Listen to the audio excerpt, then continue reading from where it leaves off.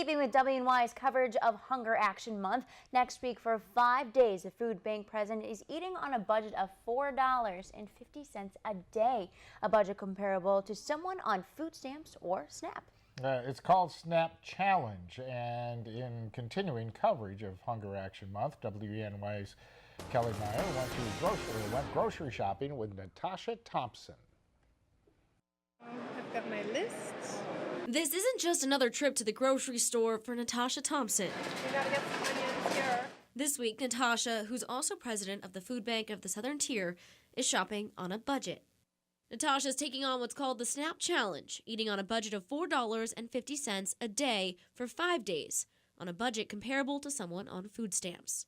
There's over 80,000 people in the Southern Tier that are living at or below the federal poverty level. But as Natasha's learning, it isn't easy. This is the smallest chicken I could find. Hopefully, it doesn't mess up our budgeting. I'd not until last year, until going through this, had the actual experience of what it's like, and it was eye-opening. It took a lot of extra planning and some sacrifice. This is a reality for many of our neighbors here in the Southern Tier, and I think it's helpful to understand exactly what those realities are. A reality not just for adults, but for kids too.